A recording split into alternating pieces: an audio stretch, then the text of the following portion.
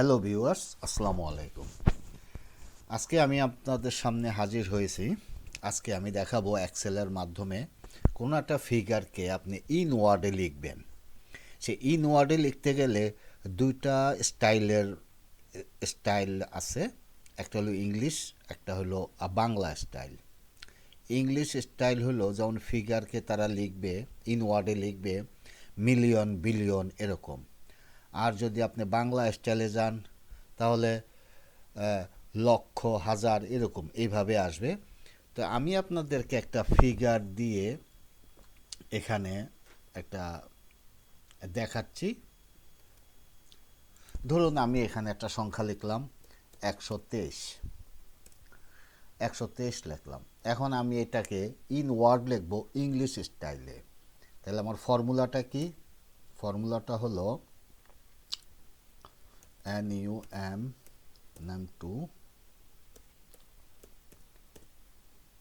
num2 ওয়ার্ডস,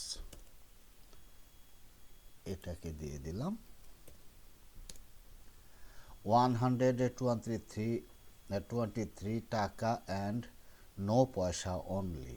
আচ্ছা, এখন আমরা এটা লিখব বাংলা স্টাইলে। কীরকম? যেমন বাংলা স্টাইলের ফর্মুলাটা হলো বি টাকা, অলরেডি এসে গেছে আমার। এখন সিলেক্ট B3, এখন আসলে কত? 123 টাকা।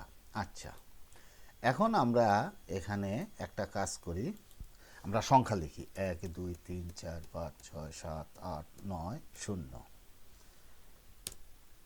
তাহলে দেখুন ইংলিশ স্টাইলে লিখলো কি 1,234,567,890 টাকা and no পয়সা only. And বাংলা স্টাইলে 123,45,67,890 টাকা। এখন আমরা যদি এখানে একটা পয়সাও দিয়ে দিই, যেমন 87। এখন দেখুন এই যে এখানে আছে 87 এবং বাংলায়ও আছে 80। এখন ইংলিশ আর বাংলার পার্থক্য হলো এখানে এটাই যে ওরা ইংলিশে মিলিয়ন, বিলিয়ন লেখে, বাংলাতে তা না। বাংলাতে হলো এই যে এখানে যেমন আছে যে ক্রোর, লাখ, জিনিসটা এরকম। এখন এই জিনিসটা আপনারা ব্যবহার করতে পারবেন যে কোনো, আপনাদের যে কোনো জায়গায় এটা ব্যবহার করতে যাবেন। যেমন এখানে একটা এক্সাম্পল দেখাচ্ছি। এটা আমরা লিখি B equal to B TAKA, B টাকা, সিলেক্ট এটা।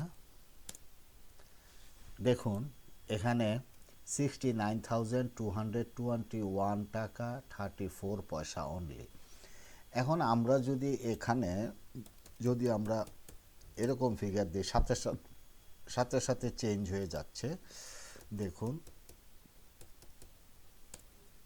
এটা হলো আমাদের প্রোডাক্টের পরিমাণ এটা, আর এটা হলো পার ইউনিট প্রাইস, এবং এখানে অ্যামাউন্ট আসতেছে। এখন দেখেন আমরা যদি ফিগারগুলো চেঞ্জ করি,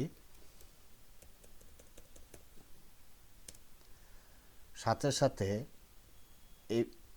সাথে ইনওয়ার্ড এই জিনিসটাও কিন্তু চেঞ্জ হয়ে যাচ্ছে।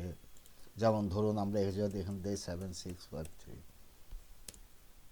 এই যে যাই হোক, এই যে এখানে ধরুন ইংলিশ স্টাইলে লেখা যায়। ইংলিশ স্টাইলে যদি আপনারা লেখেন 15 ডিজিট পর্যন্ত লেখা যাবে।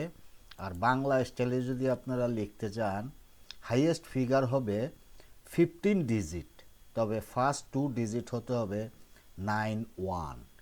এখানে 92 হইলেও কিন্তু হবে না। এই যে 92 যদি দেন তাহলে হবে না, 91 হইতে হবে। তো টোটাল 15 ডিজিট এটা অ্যালাউ। এখন 15 ডিজিট এই যে এখানে একটা আছে 15 ডিজিটের 919 lakh 99,999 crore 99 lakh 99,000 etcetera etcetera. তারপরে আছে বাংলা স্টাইল নিউ, যে এখানে। আচ্ছা, এখন মূল প্রশ্নে আসি। এই যে ইংলিশ স্টাইল, তার যে ফর্মুলা নুম টু ওয়ার্ড এবং এবং বাংলা স্টাইলের বি টাকা, এগুলো আসলে আপনার প্রোগ্রামিং সেটের মাধ্যমেই এগুলা হয়। এই যে বি টাকা, আমি প্রোগ্রামটা সেট করেছি এখানে এই ভিবিএ কোডগুলা দিয়ে। আর যেটা ইংলিশ স্টাইল,